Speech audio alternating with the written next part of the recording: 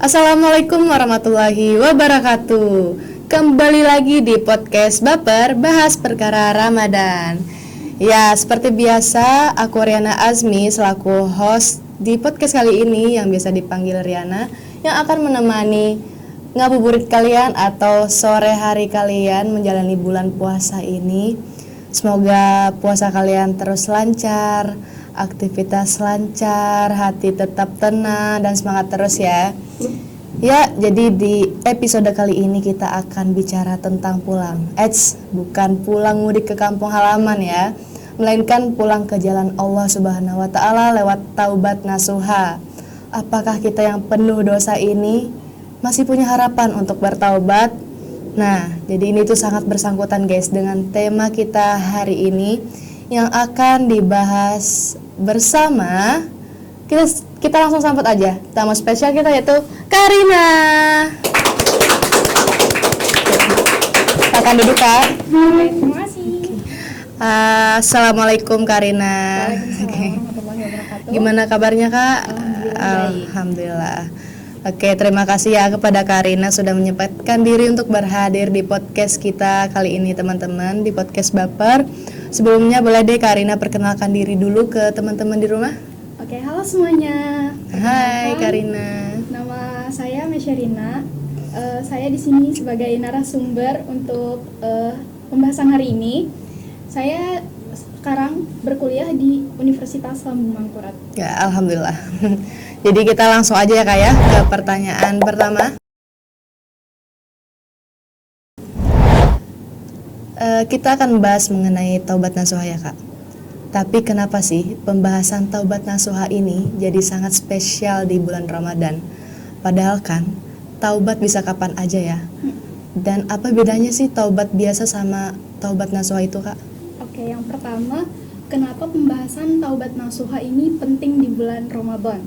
Karena di bulan Ramadan segala amal kebaikan, ibadah kita akan dilipat gandakan oleh Allah Subhanahu wa taala. Dan kenapa taubat ini sangat dianjurkan di bulan Ramadan, terutama taubat nasuha? Karena segala pintu ampunan dari Allah akan dibukakan selebar-lebarnya untuk kita. Insyaallah. Jadi apa bedanya tuh Kak dengan Oke. taubat biasa? Apa bedanya taubat biasa sama taubat Iya, nasuha? taubat nasuha. Kalau taubat biasa itu seringkali hanya sekedar mengucap istighfar, astagfirullah ketika melakukan kesalahan-kesalahan. Sedangkan taubat nasuha ini lebih menekankan kepada keyakinan kita dan janji kita kepada Allah untuk tidak melakukan kesalahan yang sama di kemudian hari. Iya. Oke, tapi kadang ya Kak ya. Oh, itu tadi perbedaan taubat biasa dan taubat nasuha ya Iya. teman-teman. Mungkin teman-teman di rumah juga sudah paham. Kita lanjut ke pertanyaan kedua. Tapi kadang-kadang ya Kak, kayak ada perasaan, aduh, aku ini loh pendosa berat. Apa mungkin Allah masih mau nerima taubat hambanya yang sudah penuh dosa? Mungkin kalau dosanya bisa diukur pun, mungkin dosanya setinggi lebih Sudah gunung tidak ya. terukur ya. Iya. Oke. Tadi rasa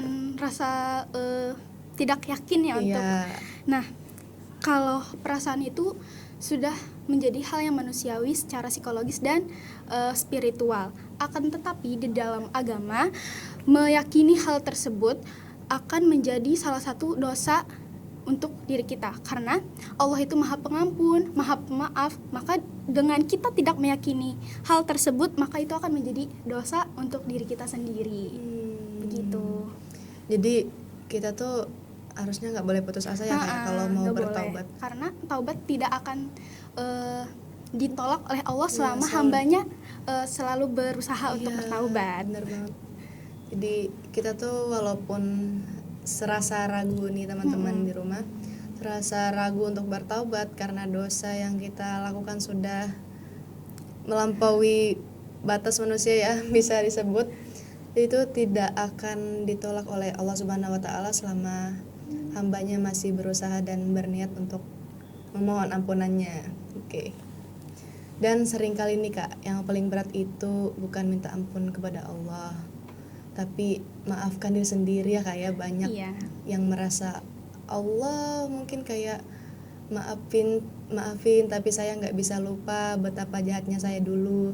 Kayak gimana, kayak mungkin kita tuh memaafkan diri sendiri. Cuma tuh berat Kak, karena kayak kita tuh selalu mikirin betapa jahatnya yang kita lakukan dulu itu gimana. Jadi itu kita pasti sering kan ngerasa kayak kayaknya taubatku nggak diterima deh sama Allah, kayaknya aku masih harus berusaha deh. Tapi kadang masih banyak kan perasaan, Iya benar. gimana nih, apakah Allah maafin, apa taubatku diterima. Nah, hal tersebut sebenarnya harus kembali ke diri kita sendiri, ya kan? Iya benar banget. Karena itu tuh menjadi keyakinan kita, apakah Allah benar-benar mengampuni. Nah, misalkan muncul pertanyaan tersebut, kita harus lebih memperbanyak ibadah kita. Berbanyak ibadah. Iya betul.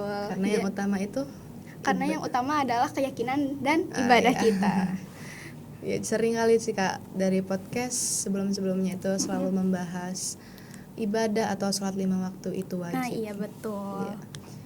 Jadi taubat nasuha itu secara sederhana adalah kembali ke jalan yang benar dengan tekad yang bulat ya Kak ya, benar. Iya betul. Oke, jadi taubat nasuha ini ada syaratnya atau kayak taubat biasa aja Kak? Ada syaratnya? Menurut Syekh Abdul Qadir Al-Jailani dalam kitab beliau Al-Ghaniyah, itu Al-Kunyah, maaf teman-teman. Ya. Jadi di dalam kitab tersebut ada menyebutkan 3 syarat ketika melakukan taubat nasuha.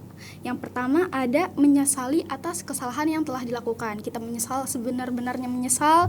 Terus kemudian kita meninggalkan setiap kesalahan, meninggalkan dosa-dosa dan meninggalkan segala perbuatan maksiat dan menyesali hal tersebut. Dan yang terakhir yaitu berjanji dan berusaha untuk tidak melakukan hal tersebut lagi agar tidak kembali ke jurang yang sama.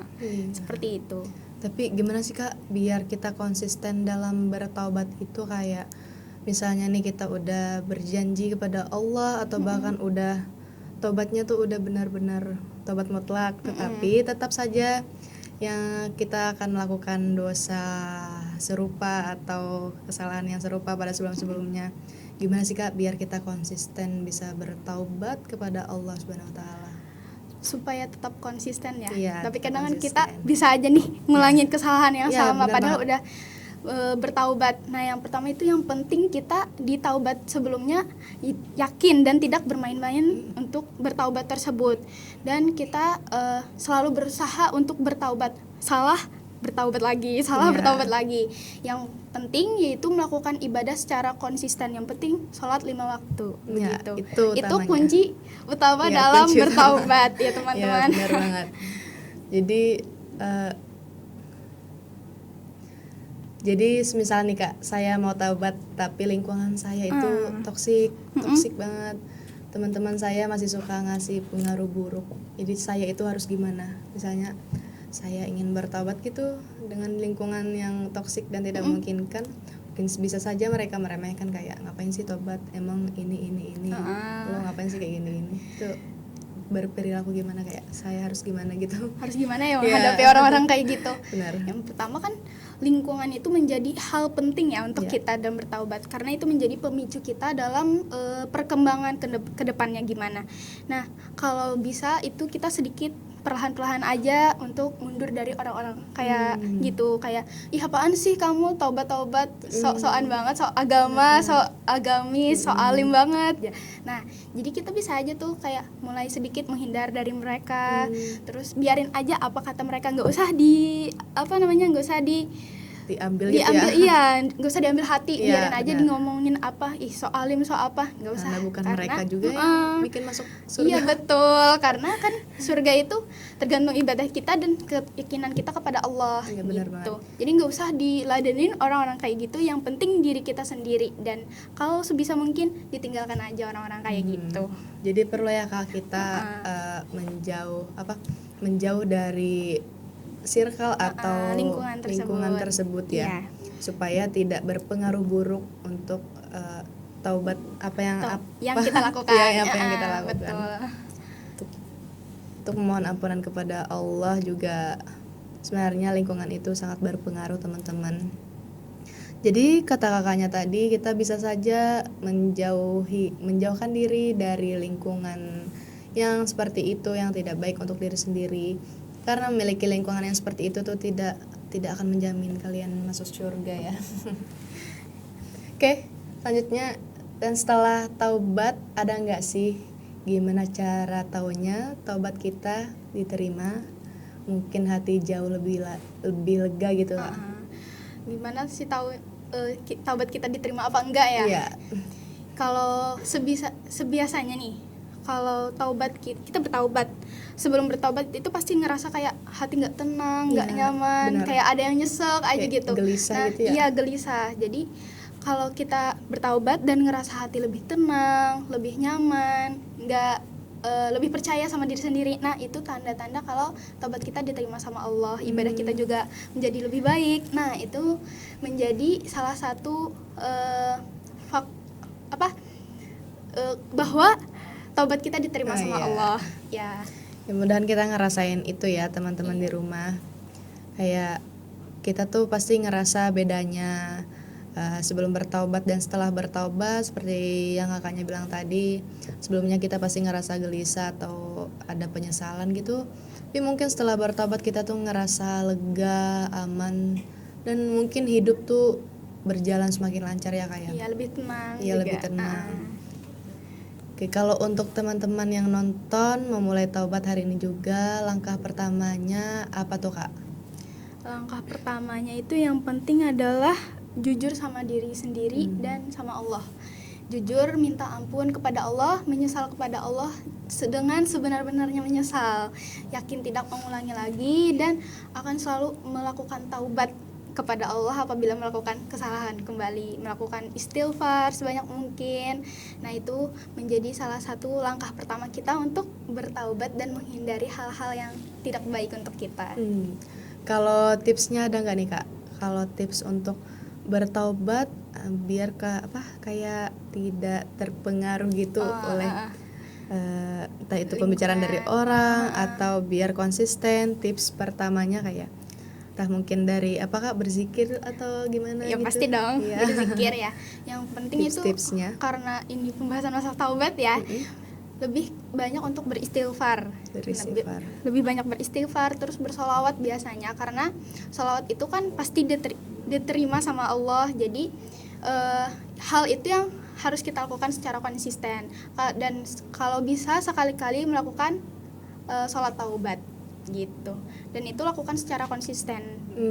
Yang penting tadi beristighfar, astagfirullah atau apapun, sholawat Ya, itu menjadi hal jadi utama. itu tipsnya, itu istighfar Kak, bersolawat yang bisa kita lakukan di kehidupan sehari-hari ya Kak ya. Iya. Jadi ada nggak nih Kak ayat atau hadis yang membahas taubat nasuha ini?